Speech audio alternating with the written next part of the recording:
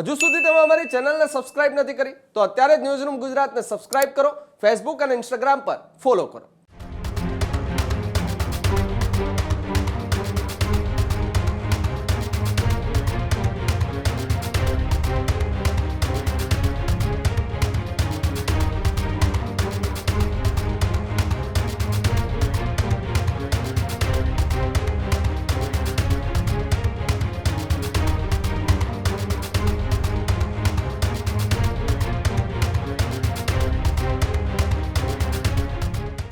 તાપી જિલ્લાના સોનગઢમાંથી એક અત્યંત દુઃખદ અને કાળજુ કંપાવી દે તેવી ઘટના સામે આવી છે।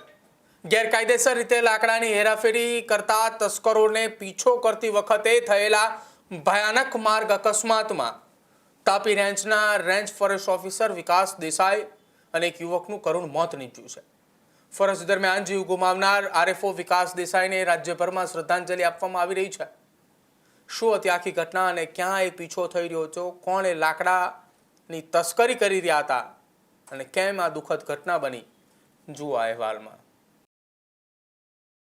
તાપી જિલ્લાના સોનગઢમાં આરટીઓ ચેકપોસ્ટ નજીક વહેલી સવારે સર્જાયેલા ભયાનક અકસ્માતની અંદર તાપી રેન્જના ફોરેસ્ટ ઓફિસર વિકાસ દેસાઈ અને સરજાલી ગામના રહીશ રેહાન ગામિતનું ઘટના સ્થળે જ કરુણ મોત નીપજ્યું હતું।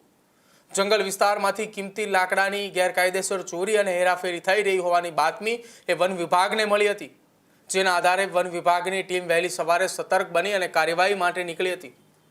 વન વિભાગે શંકાસ્પદ વાહનોને રોકવાનો પ્રયાસ કર્યો હતો, પરંતુ વાહન ચાલકે ગાડી ઊભી રાખવાને બદલે પૂરપાટ ઝડપે ભાગી છૂટવાનો પ્રયાસ કર્યો। ત્યારબાદ આરએફઓ વિકાસ દેસાઈ અને તેમની ટીમે લાકડા ભરેલા વાહનનો પીછો શરૂ કર્યો। જ્યારે આ આખી ઘટનાની અંદર સોનગઢ આરટીઓ ચેકપોસ્ટ નજીક વાહનો પહોંચ્યા હતા, એ દરમિયાન શંકાસ્પદ વાહન ત્યાં ઉભેલા કન્ટેનર સાથે અથડાયું અને તેની પાછળ આવી રહેલી વન વિભાગની ગાડી પણ કન્ટેનર સાથે અથડાતા ગંભીર અકસ્માત સર્જાયો। આ અકસ્માતમાં આરએફઓ વિકાસ દેસાઈ અને રેહાન ગામિતને ગંભીર ઇજાઓ થઈ હતી। બંનેનું ઘટના સ્થળે મોત પણ નીપજ્યું હતું અને ઘટનાની જાણ થતાં જ પોલીસ તંત્ર અને વહીવટી તંત્રના અધિકારીઓ ત્યાં ઘટના સ્થળે પહોંચ્યા હતા। પ્રાથમિક તપાસની અંદર અકસ્માતની અંદર શંકાસ્પદ વાહનમાં ગેરકાયદેસર લાકડાની હેરાફેરી થતી હોવાનું સામે આવ્યું। વહેલી સવારે લાકડા ભરેલા ઇનોવાનો પીછો કરતી વખતે સોનગઢ આરટીઓ ચેકપોસ્ટ નજીક ઉભેલા કન્ટેનરની સાથે આખું ઘટના બની કે જ્યાં વાહનો અથડાયા, વિકાસ દેસાઈની કાર પણ અથડાઈ અને આખી આ ઘટનાની અંદર દુર્ઘટનાએ સર્જાઈ। હાલ તો સમગ્ર ઘટના મામલે પોલીસે વધુ તપાસ હાથ ધરી છે અને આખી આ ઘટના મામલે ગુનો નોંધી અને તપાસ હાથ ધરતા પોલીસ દ્વારા શું નિવેદન આપવામાં આવ્યું, પહેલા એ સાંભળો।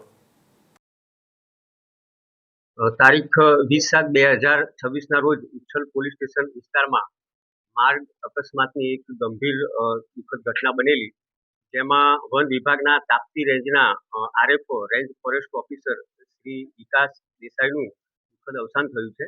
જેમાં વહેલી સવારે 3:00 વાગ્યાના સુમારે ખેરના લાકડા ભરેલી એક ઇનોવા ગાડીનો પીછો કરતા હતા। એ વખતે સોનગઢ આરટીઓ ચેકપોસ્ટ પાસે એક ટ્રક કન્ટેનર જે ઊભું રહેલું તેની સાથે આ ઇનોવા અથડાય છે અને ડ્રાઈવરની બાજુમાં બેઠેલો વ્યક્તિ એ ત્યાં જ અવસાન પામે છે અને તેની પાછળ આવતા આ આરએફઓ શ્રી વિકાસ દેસાઈ જે બલેનો ગાડીમાં હતા અને તેઓનું પણ અથડાતા સ્થળ ઉપર દુઃખદ અવસાન થયેલું છે। આગળની તપાસ ચાલુ છે। ફરજ દરમિયાન જીવ ગુમાવનાર આરએફઓ વિકાસ દેસાઈ રાજ્યભરમાં શ્રદ્ધાંજલિ આપવામાં આવી રહી છે। રાજ્યના વન અને પર્યાવરણ મંત્રી અર્જુન મોઢવાડિયાએ સ્વર્ગસ્થ વિકાસ દેસાઈના પરિવારજનોની મુલાકાત લઈને તેમને સાંત્વના પાઠવી। મંત્રી અર્જુન મોઢવાડિયાએ જણાવ્યું હતું કે વિકાસ દેસાઈનું બલિદાન વન વિભાગ માટે ક્યારેય ન પૂરાય તેવી એક ક્ષતિ છે। તેમણે ફરજ પ્રત્યે પોતાની નિષ્ઠા અને સાહસ દર્શાવ્યું હતું, તે સમગ્ર વન વિભાગ અને વન પરિવાર માટે પ્રેરણારૂપ છે। વન વિભાગની કામગીરી માત્ર નોકરી નહીં, પરંતુ પ્રકૃતિ અને આવનારી પેઢીના ભવિષ્યની સુરક્ષા માટેનું એક પવિત્ર દાયિત્વ છે। આ પ્રસંગે વન રાજ્યમંત્રી પ્રવીણ માળી, અગ્ર મુખ્ય વન સંરક્ષક ડોક્ટર જયપાલસિંહ સહિતના એ વરિષ્ઠ અધિકારીઓની પણ ત્યાં હાજરી હતી અને શ્રદ્ધાંજલિ અર્પણ કરી હતી. જો કે આવનારા સમયમાં આખી આ ઘટના મામલે યોગ્ય કાર્યવાહી કરવા માટેની પણ ખાતરી રાજ્ય સરકારના વન મંત્રીએ આપી છે. અમારા ફોરેસ્ટ વિભાગના રેન્જ ફોરેસ્ટ ઓફિસર વિકાસ દેસાઈ, જેને તાપી જિલ્લાના ઉકાઈ રેન્જમાં અધિકારી હતા, એમને કોઈ લાકડા ચોરીને જઈ રહ્યું છે અને ખાસ કરીને જે ખેરના લાકડા ખૂબ જ કિંમતી ગણાય છે એની ચોરી થઈ રહી છે એની માહિતી મળતા